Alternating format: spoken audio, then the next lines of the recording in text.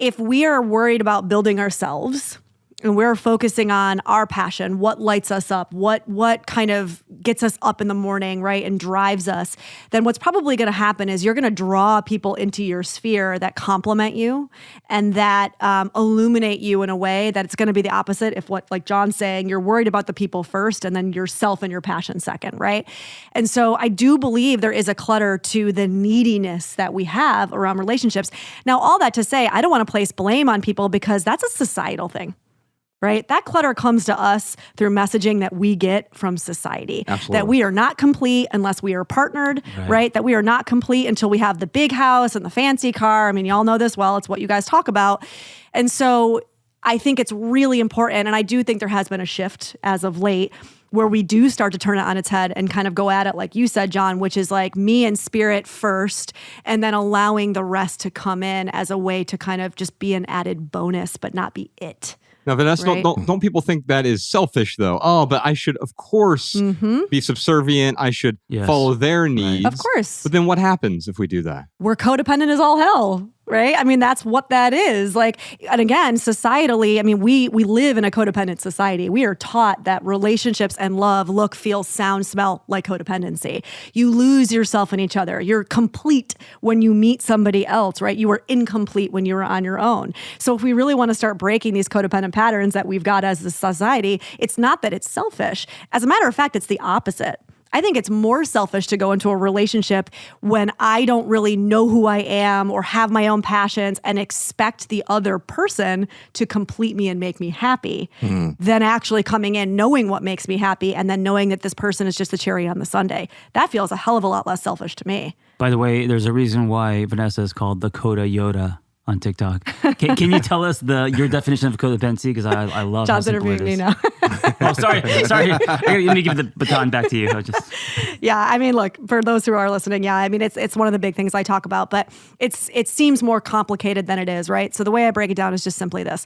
If you're good, I'm good. If you're not good, I'm not good. That in and of itself is codependency, right? My emotional self is based outside of myself. My sense of worth is found outside of myself. My emotional state is based on somebody else's emotional state. And that is literally the country that we live in. I mean, that's how we look at love.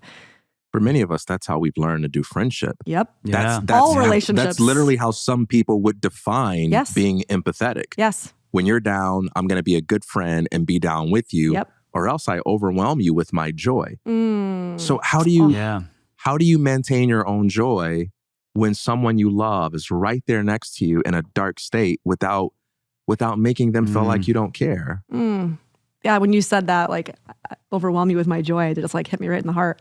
Also, as a man, locker rooms, it's like if you're my boy, you go down, I'm coming down with you. There's like this weird kind of loyalty to it that is romanticized, but I don't think it's healthy. For me, it's like I'll give you my hand, not my life, right? So if you're going through a depression, of course I care about you. I want to know how I can support you, but I'm not also going to go through the depression as well because you're going through a depression. You know what I'm saying? Yeah.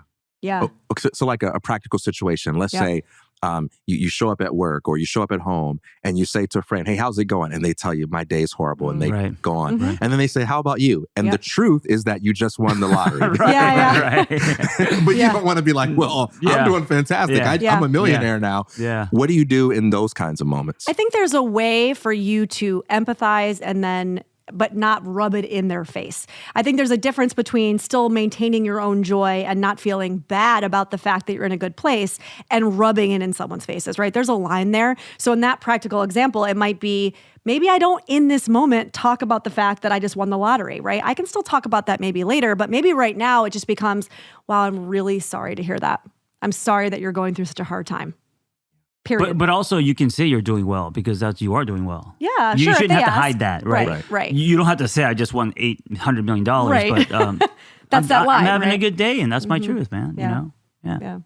Now, in the book, the subtitle is "Break the Blame Cycle," and quite often, when I talk about the blame being immature, I mean it's the telltale sign of immaturity because it's a narcissistic trait as well. Whenever I am blaming everyone else for my problems, my offense, my desires, my inadequacies, and vocal quotes there, what I'm doing is I'm abdicating my own responsibility. I'm abdicating my own control. The very few things that I have control over, I'm now lending out to everyone else. And now I'm blaming TK. In a weird way, I'm giving him the power to offend me, to make me upset. Yes. Right. It doesn't mean that TK should be a jerk all the time because I can't be offended by him. No, of course.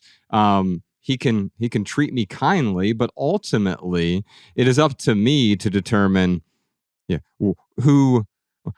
Ultimately, I'm the one to blame, and I think I'm starting to understand that through reading the book.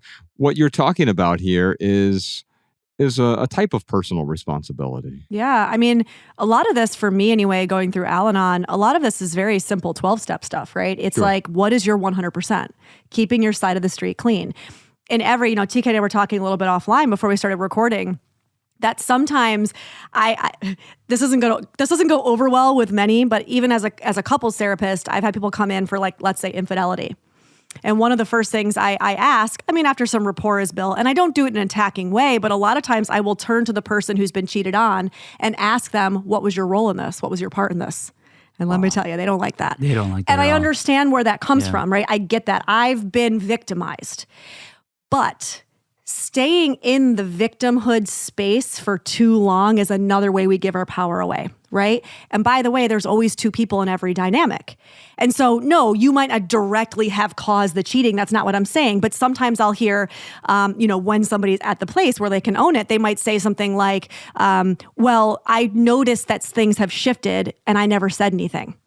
I didn't speak up. The last 6 months, he's felt very distant, or she's felt very distant, or wasn't coming home, and I just didn't say anything. I just got resentful. Okay, well, that's your part to own, right? Again, I'm not saying you directly caused the cheating, but when we get to a place where we can own our 100%, that's when the real conversations start.